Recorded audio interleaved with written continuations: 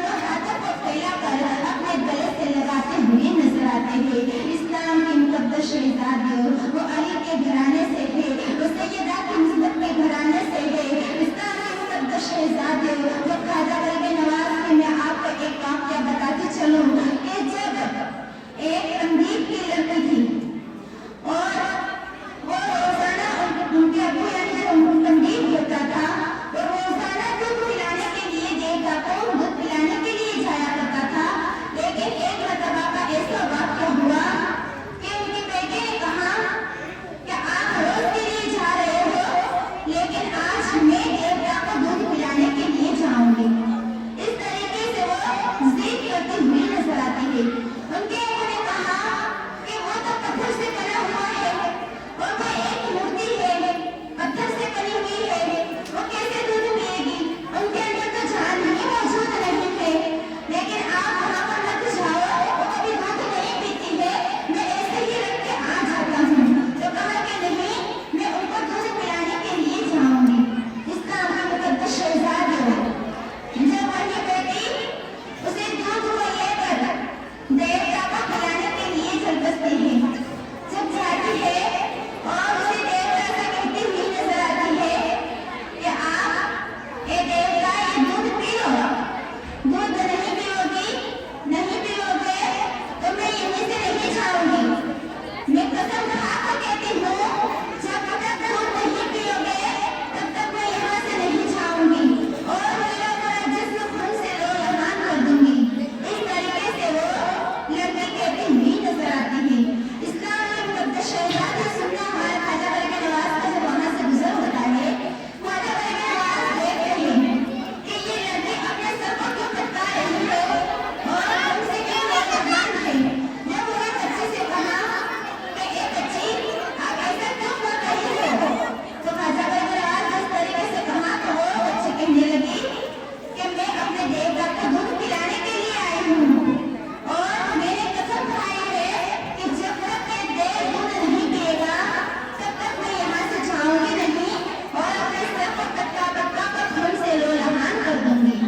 इस्लाम के मुकद्दस शहजादे जब इस तरीके से कहा तो ख्वाजा गरीब नवाज ने कहा कि ये तो पत्थर है और ये एक मूर्ति पत्थर से बनी हुई है, ये कैसे दूध पिएगी और ये कभी दूध नहीं पी सकता है। इस तरीके से वो देवता से कहने लगे, लेकिन वो बच्ची मानने के लिए तैयार होगी, अपनी ही जिद पे अड़ी रहती है। जब इस तरीके से वो अड़ी रही तो ख्वाजा गरीब नवाज ने उसका कान पकड़ कर कहा, ऐ देव तू दूध पी ले। एक मरतबा कहा लेकिन वो बात मानने के लिए तैयार न हुआ। जो मूर्ति पत्थर से बनी हुई थी, लेकिन हमारे ख्वाजा गरीब नवाज आपको मान चाहिए, जब दूसरी मरतबा कहा तो वो देवता दूध पीते हुई नजर आई। इस्लाम के मुकद्दस शहजादे अपने हाथों को वही मूर्ति करीब करती है और दूध पीती हुई नजर आती है। इस्लाम के मुकद्दस शहजादे जब वो दूध पी लेते हैं और वही बच्ची अपने घर की तरफ चल बसती है, अपने अब्बा से कहती हुई नजर आती है। इस्लाम के मुकद्दस शहजादे आजान हो गई, आजान को सुन उनके अब्बू से कहती हुई नजर आती है कि बाबा मैंने उसी देव को दूध पिला दिया। जब उनके अब्बू ऐसे ही सुनते हैं तो घबरा जाते हैं, परेशान हो जाते हैं और वो बच्ची खून से लोलहान होती है। तमाम लोग उसी बच्ची को देखकर जमा हो जाते हैं और वही पंडित अपनी बेटी से पूछने लगता है, ये बेटी ये तूने क्या किया है, ये तेरा मुंह क्यों काला हो गया है, ये तू क्यों खून से लोलहान हो गई है।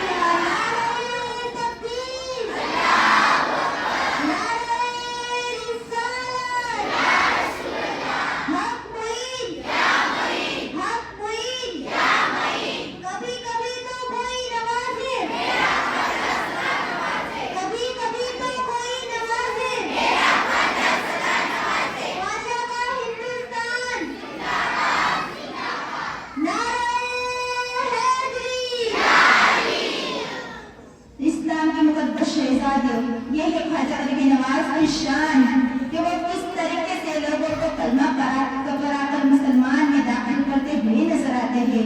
इस्लाम के मुकद्दस शहजादियों, हम भी ख्वाजा गरीब नवाज के दीवाने हैं, ख्वाजा गरीब नवाज के चाहने वाले हैं। तो हमको भी चाहिए कि उनके नक्शे कदम पर चले, जिस तरीके से उन्होंने जिंदगी गुजर बसर की है, जिस तरीके से उन लोगों ने नेक अमाल किए हैं, वो तो ख्वाजा गरीब नवाज है।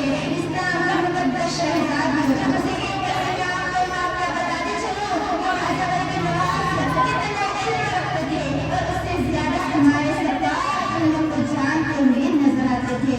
इस्लाम के मुकद्दस शहजादियों, एक पृथ्वीराज महल का राजा था, उसने कातिल को भेजा पीछे बंदर के पीछे खंजर बांध के और उसे खंजर को लेकर चलने लगता है। लेकिन उसी राजा ने कहा कि आप उसी बाबा की गर्दन उड़ा दोगे तो मैं आपको आधी सल्तनत दे दूंगा। कीमत बहुत ही महंगी है, लेकिन सौदा बहुत सस्ता है। सिर्फ गर्दन उड़ानी है और आधी सल्तनत को पाना है। चलो जाके मैं उनकी गर्दन उड़ा दूं।